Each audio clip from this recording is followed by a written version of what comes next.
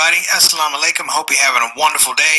Make sure that you hit the subscribe button and the notify button so you'll know when you're getting new episodes. And we just want to grow this project. I thank you in advance. Without further ado, let's get it rolling. The Shout Out Show.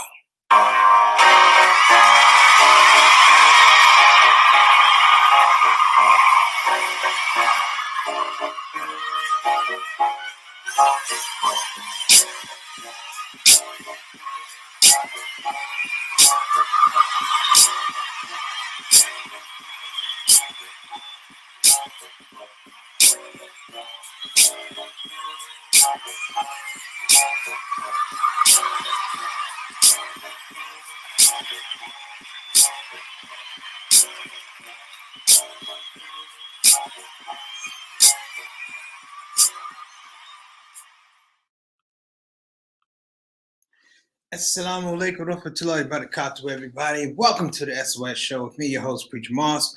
I want to welcome everybody. Thank you so much for nice comments from yesterday and the show we had on Sunday. I also want to take a moment to give a shout out to my big sister, Ree, who's recovering from kidney stones. Feel better, sister. She bought some amazing chicken noodle soup, homemade chicken noodle soup. I'm like, listen, if you don't take the chicken noodle soup and eat it, I would say just take and just rub it on your stomach. I'm telling you, you're going to feel better. All right. Different use for chicken noodle soup. That's number one. Number two, if you were coming through the Shout Out Show for the first time, let me welcome you on behalf of myself and the Shout Out Soldiers, if you will. The Shout Out Soldiers welcome you as well. We hope that your time here on the show, however brief it is, you'll enjoy yourself. I know you have places to be, things to do. We appreciate you dropping by. Now, for my regular Shout Out Soldiers, I love you. Thank you for coming back to the show. You keep this thing moving. As long as you keep it moving, I'm going to keep it moving. Now, brothers and sisters, the topic of today's show, many of you saw it, was unraveling attempted murder in Wisconsin. Now, for those who don't know or those who haven't seen it, I'm talking about the shooting of a young man, black man, in Kenosha, Wisconsin. Now, I say attempted murder because I'm trying to frame a bit of a conversation that we need to have. And that is, we need to begin looking at the things that we claim as systemic. Let me give a shout out to Ree. Thank you, Sister Ree. We have to look at the things that we claim are systemic. Now, I called it attempted murder because the gentleman walked away from the police, which is always dangerous. We know that. And I don't know all the facts. Let me share that with you. I don't know all the facts, but I know the geopolitical makeup of the state of Wisconsin. So I said unraveling attempted murder. Beyond this young man in Kenosha, there's been a long-standing conspiracy, a long-standing effort, if you will, to negatively impact minority life in the state of Wisconsin. Let me make my point. You had a governor who was, Republican. I don't really worry about that. Okay. My thing is when you do things and you're dishonest. And that dishonesty, for lack of a better word, brothers and sisters, affects the quality of life of the people who you're supposed to serve. So I say unraveling attempted murder, I'm being metaphoric because when you do things that affect people's life in a negative way, you are trying to end their life. You are trying to subvert their life. You are trying to lessen the quality of life. Now, some of you need to know a little bit of homework, and I'm glad to give it to you. First of all, I have a long-standing relationship with the state of Wisconsin. I graduated from college at Marquette University in Milwaukee, Wisconsin. I started in 84. I graduated in 88 with a degree in broadcast journalism and a minor in film. Thank you, Mom and Pops, for getting me through school. Now, what you need to understand that Kenosha is about 45 minutes from Milwaukee. It's about 45 minutes south of Milwaukee. And why am I saying that? Because it's about 45 minutes north of Chicago. A lot of the people that come to Kenosha come from Chicago. A lot of people that come from that go to Kenosha also come from Milwaukee. Now, here's the thing that you really need to understand, and I hope I'm going to do a good job. The city of Milwaukee is a feeder to places like Kenosha. It's a feeder. When I first heard about this thing that happened in Kenosha and the protest, I really thought that it would have jumped off in Milwaukee first. Now, for those of you who know where I'm going with this, be patient. I'm saying be patient because I have to make sure I frame it correctly because I don't want to do a thing where I'm making a run-on situation. And by the way, Black Lives Matter has a chapter in Kenosha. We'll get to that later. The thing that I want to be able to say clearly is this: that, brothers and sisters, we have a situation, a scenario whereby, I'm sorry about that. We have a situation or a scenario whereby people are not necessarily looking. Let me say this again. People are not necessarily looking at the deeper roots of what's going on. You see, Milwaukee in the state of Wisconsin has the highest population of African Americans. Now, the information I pulled from 2013, I'm sure it's a lot more Black people, a lot more Latinos in the city of Milwaukee. But if you look at the city of Milwaukee, which is the metropolis, if you will, because your cities are Milwaukee, Madison, Kenosha, Racine. As you move out, it's less densely populated. It has less minorities. But look at this. In 2013, the population of Milwaukee, brothers and sisters, 233,000 Black people. Here's a stunning fact. 40% of them lived under the poverty line. Let me say that again. Okay, let me say it again. There are 233,000 people in the city of Milwaukee, Wisconsin. In 2013, 40% of them lived underneath the poverty line. Now, let me fill in some blanks for you guys before we get to the idea of Kenosha. Upon graduation, I went home to Washington, D.C. What I also did was I came back to the city of Milwaukee and I took a job teaching. Almost starved to death. I did a one-man play called I Never Thought About Dying Until I Took a Job Teaching. Well, as it would be, brothers and sisters, and I may not have been fully informed, but I was in the midst of, for lack of a better word, the beginning of an apocalypse. And I'm talking about the treatment, the identity, and the framing for Black life and eventually Latino life in the city of Milwaukee. Now, if it's that bad in the city of Milwaukee, if you think about it, if you go further south, in Kenosha, it still has the same rudiment ideas. Now, bear with me on this because it takes a little bit, and I've done a little homework, but I have to be able to frame it correctly, okay? So bear with me on this. Milwaukee, all of those towns that we're talking about, let's just forget the towns. The state of Wisconsin, brothers and sisters, hear me carefully. The state of Wisconsin is framed on a southern existence. Let me say it again. The state of Wisconsin is basically a southern state. Why do I say that? Most of the population that comes from Wisconsin comes from down south. That's number one. Number two, it has the characteristics of being a southern city, brothers and sisters. And when I say a southern city, I'm not joking. I mean a southern city, meaning that the policing is southern. The lawmaking is southern. The framing of ghettos and hoods is southern. How people come to realize and live together is southern. I'm saying this because as a young Black man in 1984, when I went to Milwaukee, I was from Washington, D.C., and boy, I was the best thing since sliced bread.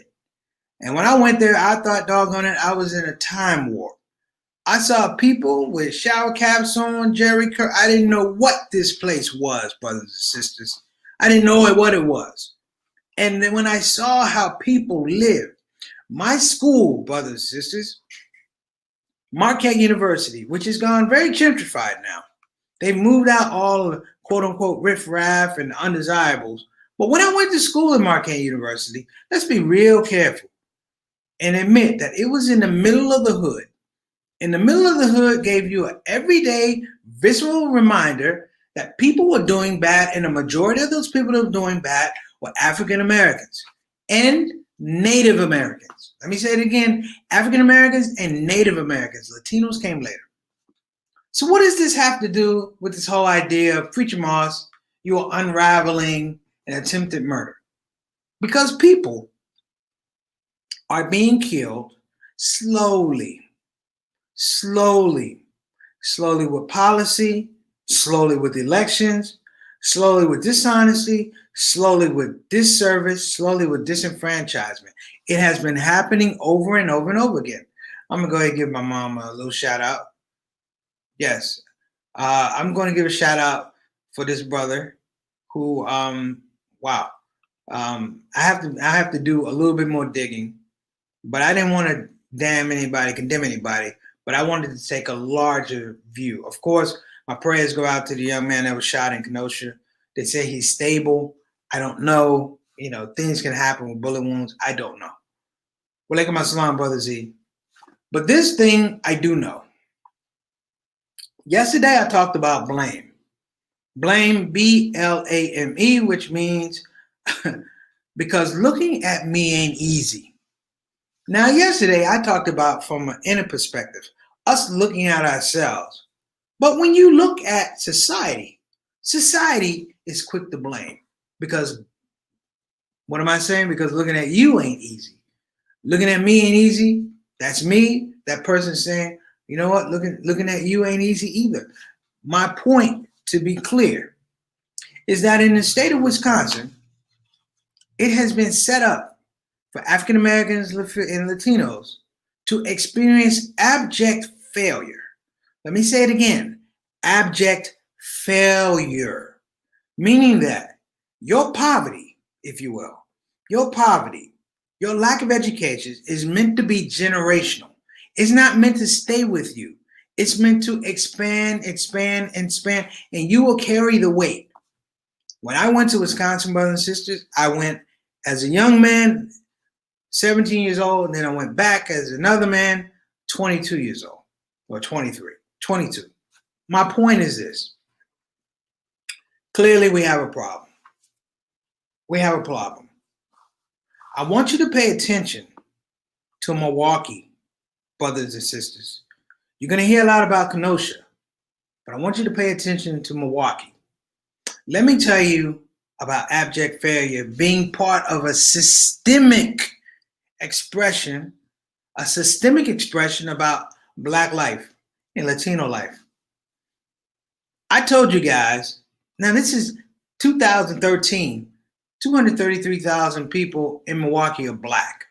Most of them are in the inner city. It's called North Side. North Side, you can get to by a number of buses back in the day. It was the 23, the 6, and one other bus. And you can find all the Black people you wanted. If you went to the east side, it was preppy. If you went to the south side, it was blue collar, white folks, a few Latinos. If you go further out west, it was white people. But my point is, in that city,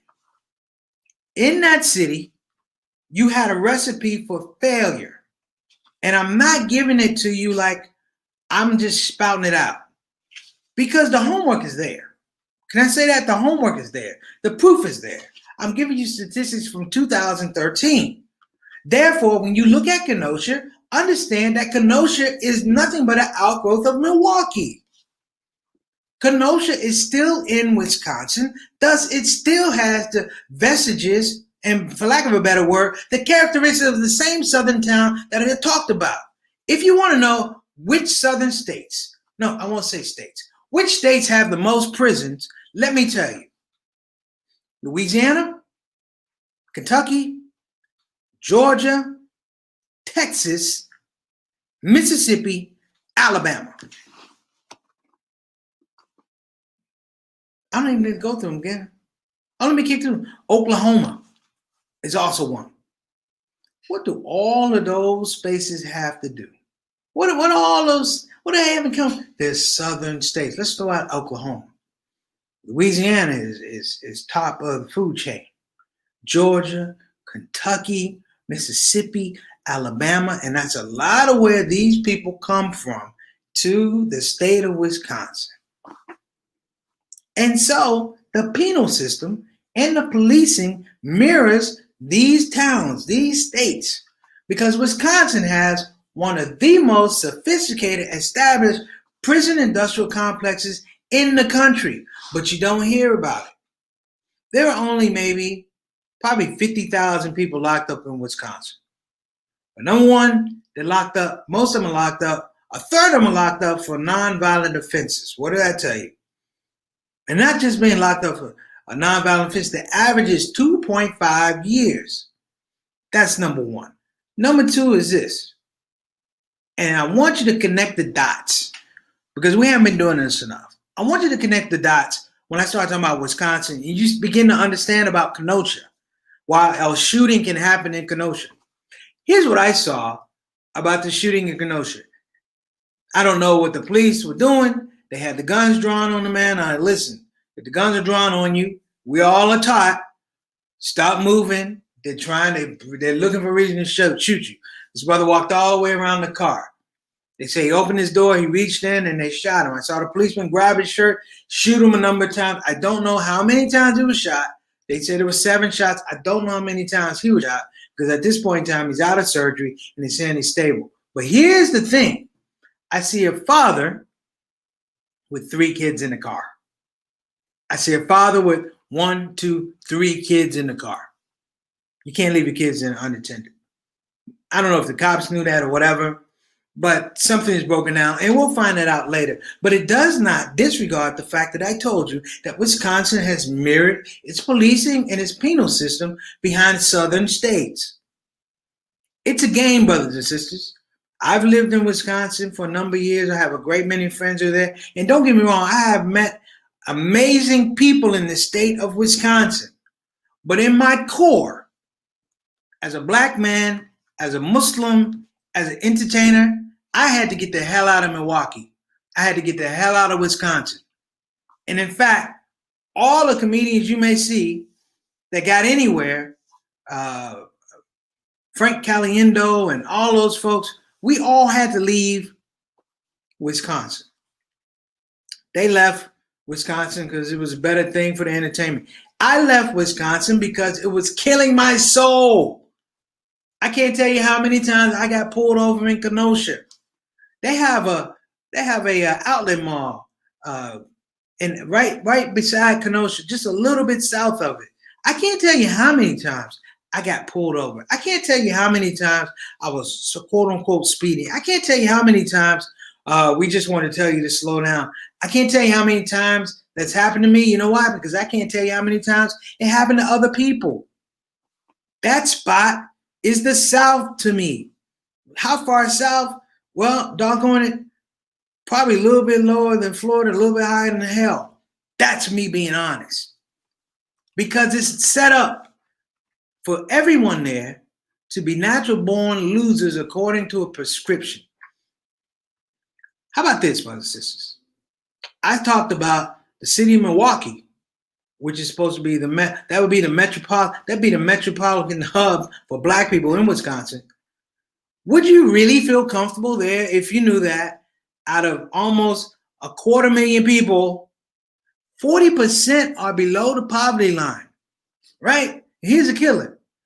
47% don't have driver's licenses. There are no jobs in the inner city, which means you have to take buses to get to places. And when you run out of jobs for the buses, you got to drive. What am I telling you if almost half the population has no driver's license? It means you're going to take risks. And I want you to understand that the police know that you're taking risks. They know that you're going to roll the dice because you're trying to take care of your family. And doggone it, when they pull you over, 9 times out of 10, or at least 50% of the time here, you're going to have a suspended license. Therefore, is the perp walk for you to go to jail. The perp walk for you to have a relationship with the criminal justice system. I'm not even talking about if you have any other charges, brothers and sisters. Now, people have already commented on this brother who was shot, Brother Jacob, who was shot in Kenosha, that he has some criminal charges. Well, that may be true. They were, but let's be real here. Innocent until proven guilty. We don't know. All I know is this brother was shot, but I also know that the environment, if you will, the climate, if you will, has been that way for a number of years. If I told you guys half the people in Milwaukee don't have driver's license, driving anyway, here's the thing that you need to know. Since 2007, hear me clearly, since 2007 to 2000 to 2012, let's just take that space. From 2007 to 2012, the amount of stopped cars, police stops, stopping cars, increased 281%. 281%. Now, I just told you the setup, which is a lot of people don't have driver's licenses. We're going to increase the stops. And what it is, it's a net. And now they call it effective community policing. Yes, Milwaukee has gangs. Yes, Milwaukee has criminals, just like any other spot. But in this space, you created a scenario where you don't know who's the good guy, who's the bad guy, and who's just the guy trying to make it through the day. And when you begin to understand that, this whole idea of what you're going to see coming out of Wisconsin, and let me be very clear here. The rioting that happened, brothers and sisters, I love you, I'm with you, it doesn't prove anything. Okay? It doesn't improve your case. In fact, the amount of black people in the city of Kenosha, I'm pretty sure is less than 20%. I'm pretty sure there's more Latinos in Kenosha than there are black people. So wilding is not going to get you what you want. They've already called out the National Guard. What they're looking for is to feed that prison system. What they're looking for is to make sure you're in jail. And all of you young ones, and let me say this real clearly, all you young brothers, 18, 17 years old and younger, Milwaukee and Wisconsin have one of the most extensive juvenile detention scenarios.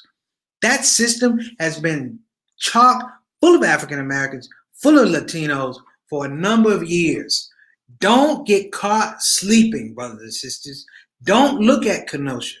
Do your homework. Look at the state of Wisconsin. Look at the state of Wisconsin. Look at the framing of the state of Wisconsin. I told you, as a prelim to this conversation, that it's a southern state.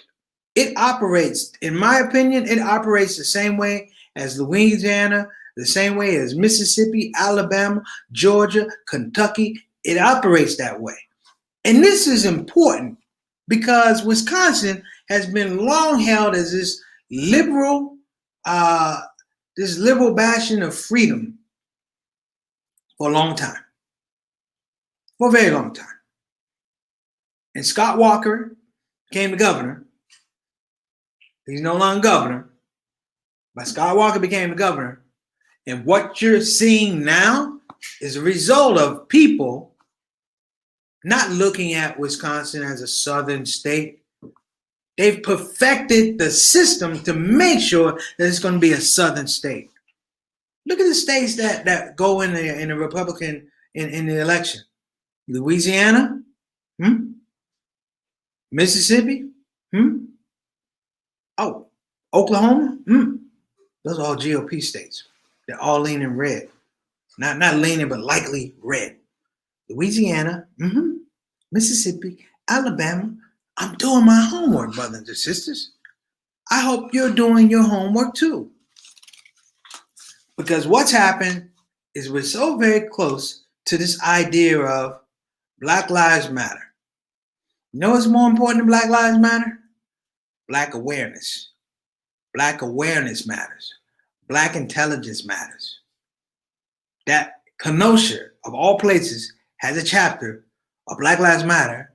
It is astounding because they don't have that many black people there. I'm saying this as a man who's done comedy in Kenosha. Successfully by that. But one of my jokes was always about the police presence and the lack of African American. So let me say this. Thank you, sister. I appreciate it. Listen, Sister Rabina, I'm going to read this out. Prison system, prophet, the machine must be fed 3 times a day, otherwise it would starve. Well, I believe you, sister. What we won't see is the amount of people who are going to be arrested because of the protests, because of the cars that were burned and the damage and the riot. But what you will see is a long, drawn-out speech about law and order by, HR Puffin Trump, and that will be what you will see. This Republican convention, this couldn't happen at a better time because they're going to scare white people who don't want to know the truth. They're going to scare white people that are worried that I live next door to this situation, not in a racial situation, but in an economic situation. Not in a racial situation, but in a status situation. Because we're all in the same situation and scenario. Kenosha is not a rich place, brothers and sisters. It's not a rich place. So my assessment today was unraveling attempted murder in Wisconsin. I unraveled a lot of things because I feel that it's my duty spiritually and the fiduciary as a host of this show to make sure that we're all going out here with a very full slate of knowledge. This full slate of knowledge is important because you're not going to see it on TV. You ain't going to really hear it in the masjids. You're not going to hear it in the churches. You're not going to hear it from the youth. It's going to be a small group, a small consortium of people that constantly look at these things from a very, very critical lens. And I'm not just saying me. I'm saying people on this show, people who watch the show, some politicians, some academics. But we have to congeal this information. And I'm not saying just congeal it to get together and have more talks. We have to congeal the situation to set up an effective call to action and make sure that it doesn't happen again. People are numb now. When someone gets shot now, they blame Black Lives Matter. Black Lives Matter go, wait a minute. And I told people this about Black Lives Matter a long time ago. In fact, I told my mom. The thing about Black Lives Matter is it's going to be a point in time where people are going to go, what exactly do you stand for? And is it Black Lives Matter or these particular Black lives? Transgender Black lives? Gay and lesbian Black lives? What about the rest of the Black lives? Now, I'm going to leave that there because I know that might be a situation where people will get a little salty. Yeah, gentrification. Yeah. You're exactly right, Sister Rabina. Exactly right. I'm going to talk about gentrification later this week, as a matter of fact, inshallah. But let me wrap this up as cleanly as I can. Let me put a bow around it. When you see a symptom in this society, be very, very astute in understanding that symptom is indicative of a larger sickness. And we have to be adept in understanding the larger sickness.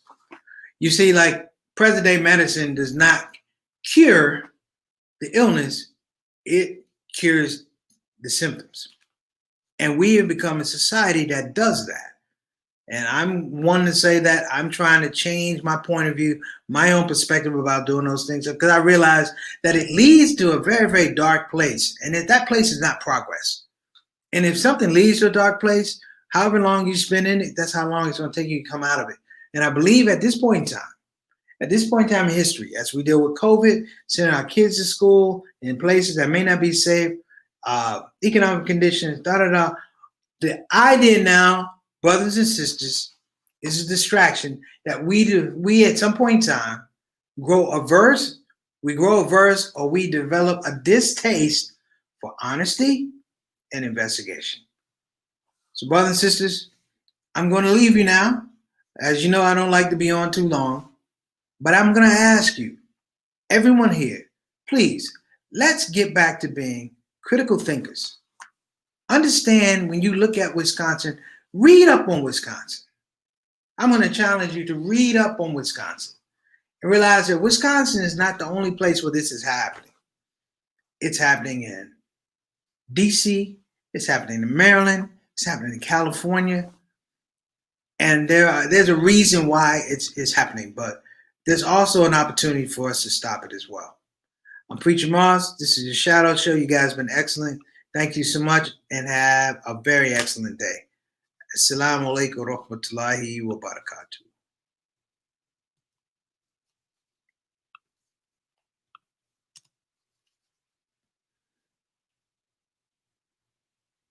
Hey everybody, this is your brother Preacher Moss. Listen, I hope that you enjoyed your Shout Out Show experience. We'll be back with the next show, the next Shout Out Show. A simple ask before you go, please help your brother out. Click that subscribe button, click that notify button, and I'll see you again on this side of the microphone. You probably wonder what that smell is. That's me. I smell good. And the reason I smell good is because I use oils from tar. So I'm not saying you can't smell good. I'm not even saying you stink. I'm saying you have the opportunity to smell exquisite. Check out tarifatar.com for some of the best oils and scents in town.